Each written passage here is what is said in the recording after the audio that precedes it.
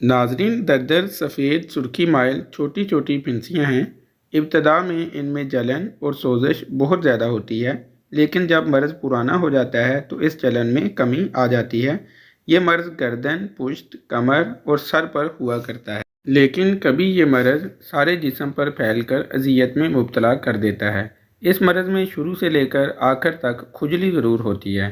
اکثر اوقات یہ کھجلی اتنی شدید ہوتی ہے کہ مریض کنگھی یا چھری سے اسے چھیل ڈالتا ہے، جس کے بعد خون رسنے لگتا ہے اور اس مقام پر بڑا تھپڑ بن جاتا ہے۔ ناظرین، جسم میں جس جگہ دردر ہو وہ جگہ نہایت کھردری اور سخت ہو جاتی ہے۔ ہاتھوں کی پشت اور انگلیوں کے درمیان میں بھی دردر ہو جاتی ہے۔ ناظرین، دردر اصل میں بواسیری زہر ہے جس میں تفن پیدا ہو کر مرض بن جاتا ہے۔ اس بواسیری زہر کا جسم سے اخراج کر دینا ہی اس مرض کا شافی علاج ہے۔ اس بواسیری زہر کو جسم سے خارج کرنے کے لیے ہم ایک زبردست نسخہ شیئر کرنے جا رہے ہیں۔ نسخہ نوٹ فرما لیں۔ ناظرین، نسخے کے اجزاء میں سونڈ 50 گرام، نمک سیاہ 25 گرام، کالی مرچ 10 گرام، ریون خطائی 40 گرام، خشک پودینہ 40 گرام۔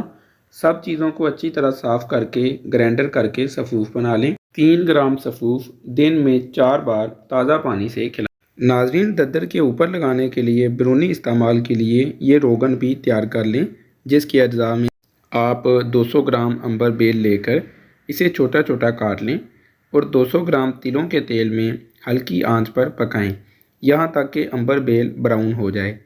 اتار کر نیم گرم میں 5 گرام سندور ڈال کر مکس کر دیں اور متاثرہ حصے پر دن میں 2 دفعہ اپلائی کریں۔ اس روغن کو جب بھی لگانے لگیں اچھی طرح ہلا لیں کیونکہ سندور اکثر نیچے بیٹھ جاتا ہے۔ دردر کے مریض کو غذاؤں میں کدو، شلجم زرد، دال مونگ، مونگرے اور چھوٹا مغز کھلائیں۔ کاجو والا دودھ پلائیں۔ زیرے کو دودھ میں ابال کر پلانا دردر کے مریض کے لیے بڑا مفید ہے۔ ناظرین، اگر مریض کو قبض کی شکایت ہو تو اس کے لیے 2 تولے گلقند کو 1 گلاس دودھ میں ابال کر رات کو نیم گرم پلائیں۔ اگر قبض ختم نہ ہو تو اسی دودھ میں 2 چمچ بادام روغن ڈال لیں۔ ناظرین، ویڈیو میں بتائی گئی غذائیں آپ مریض کو استعمال کرا سکتے ہیں۔ اس کے علاوہ دردر کے مریض کو دودھ اور دودھ سے بنی غذاؤں کا استعمال کثرت سے کرائیں۔ اگر ویڈیو میں بتائی گئی غذاؤں سے مریض گھبراہٹ محسوس کرے تو ایسے مریض کو پانی زیادہ پینے کی ہدایت کریں۔ اس کے علاوہ مریض کو ہدایت کریں کہ وہ اپنے ہاتھ اور پاؤں دن میں 5 مرتبہ نیم گرم پانی میں تھوڑی دیر کے لیے ڈبوئے۔ مریض ایسا صابن استعمال نہ کرے جو اس کی جلد کو مزید خشک کرے۔ ناظرین، ویڈیو میں بتائے گئے نسخے اور روغن کا استعمال دردر کے مریض کے لیے بڑا فائدہ مند ہے۔ اس کے ساتھ اگر آپ ویڈیو میں بتائی گئی غذاؤں کا استعمال بھی کرتے ہیں تو چند دن کے استعمال سے آپ کا یہ دردر کا مرض ہمیشہ کے لیے ٹھیک ہو جائے گا۔